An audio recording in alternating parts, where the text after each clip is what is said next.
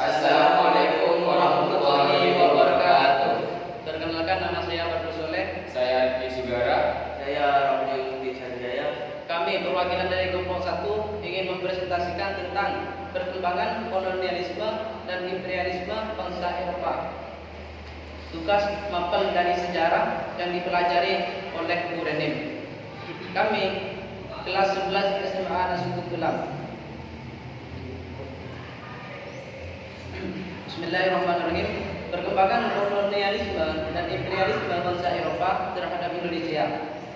Di sini pada latar belakang kedatangan bangsa Eropa ke Indonesia yaitu ada ketertarikan karena Indonesia dikenal sebagai daerah penghasil rempah-rempah. Rempah-rempah tersebut dicari bangsa Eropa karena manfaatnya sebagai penghangat dan bisa dijadikan pengawet makanan.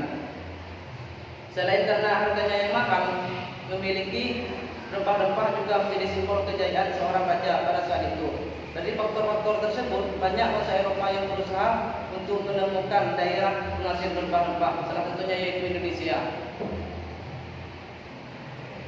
Bangsa Eropa menjajah ke Indonesia, yaitu pengen mengambil rempah-rempah, karena rempah-rempah tersebut di Eropa sangat dibutuhkan. Karena pada saat itu bangsa Eropa mengalami iklim, yaitu sangat dingin. Makanya bangsa Eropa menjadi rempah-rempah. Sedangkan manfaatnya rempah-rempah salah satunya yaitu penghangat badan, terus pengawet makanan, dan juga dibuat bumbu-bumbu makanan. Dan juga harganya sangat mahal.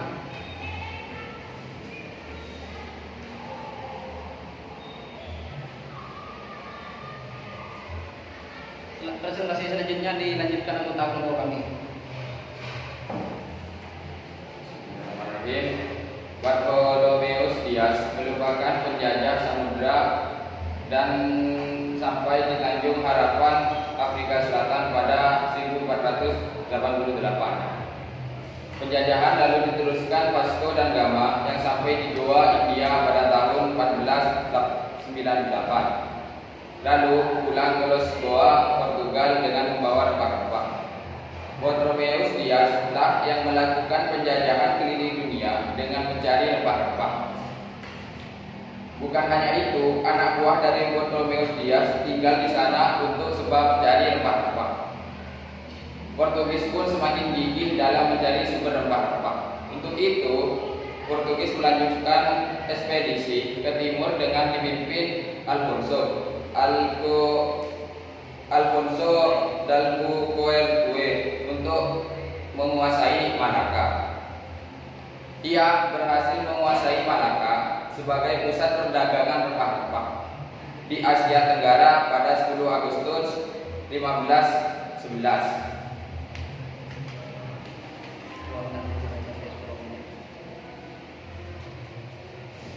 Spanyol. Orang Spanyol yang pertama kali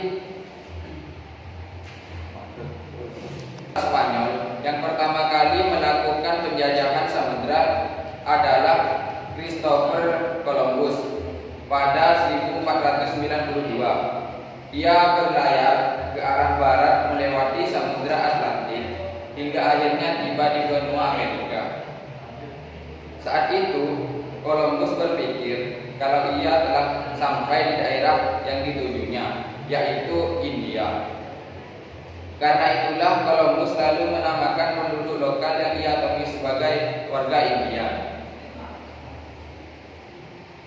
Penjajahan berikutnya dilakukan Magellan dari Spanyol ke barat daya, melintas di Samudra Atlantik. Sampai di ujung selatan Amerika, mereka kemudian melewati Samudra Pasifik dan mendarat di Filipina pada tahun 1521.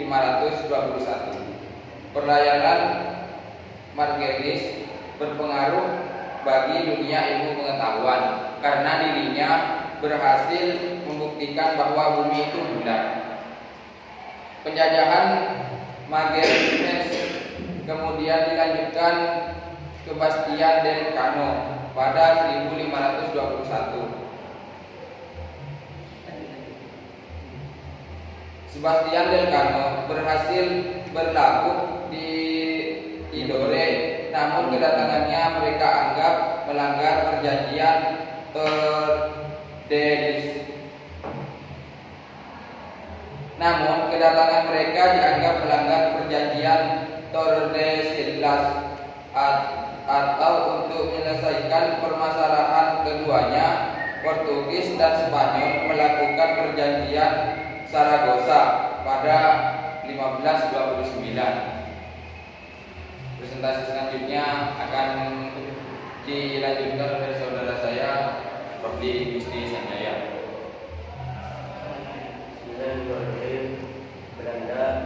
Belanda pada tahun 1596 Cornwallis dihukum berhasil mendarat di Banten. Sikap Belanda yang kurang ramah dan berusaha monopoli perdagangan di Banten membuat Sultan Banten saat itu marah. Akibatnya ekspedisi ini terbilang gagal. Sekitar 1598 sampai 1600, pandangan Belanda mulai berdatangan kembali. Kedatangannya kali ini dipimpin Jacob Fenwick. Ia berhasil mendarat di Maluku dan membawa rempah-rempah. Keberhasilan Fenwick menyebabkan semakin banyak pedagang Belanda datang ke Indonesia. Masuknya bangsa Inggris ke Indonesia juga bertujuan mencari rempah-rempah. Tokoh penjelajahan adalah Sir Henry Middleton dan James Cook. Henry Middleton mulai menjelajah di hutan di tahun 1604 dari Inggris menyusuri perairan Koko,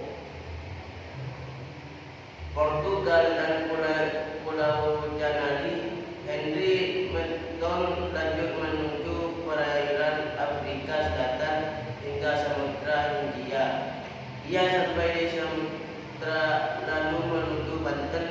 Di akhir 1604 ia berlayar ke Ambon 1605, lalu ke Ternate serta Tidore dan mendapat rempah-rempah seperti ida dan cengkeh.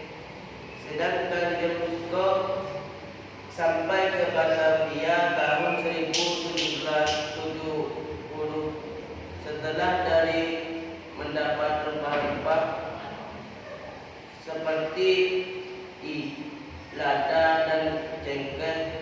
Sedangkan James Cook sampai ke Batavia tahun 1770 setelah dari Australia dan dilanjutkan kepada saudara.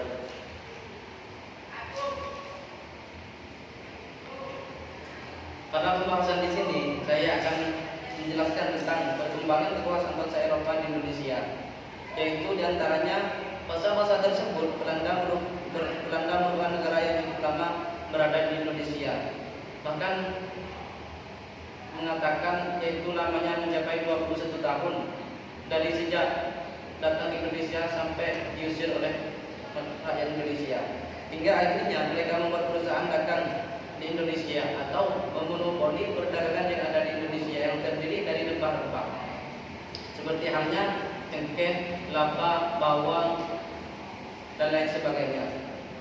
Pada tahun 1799 VOC bangkrut karena pegawai VOC banyak yang melakukan korupsi. Maka runtuhlah VOC. Menanggung hutang akibat perang dan kemerosotan moral para pegawai yang dipimpin oleh VOC. Dengan dibubarkannya VOC, maka kekuasaan di Indonesia kemudian diambil alih oleh pemerintah kerajaan Belanda yang saat itu dikuasai oleh Prancis.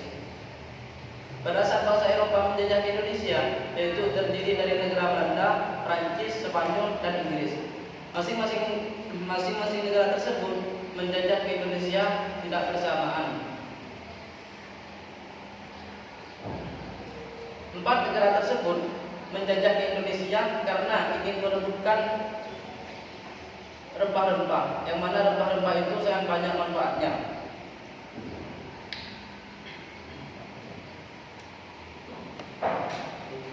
Lo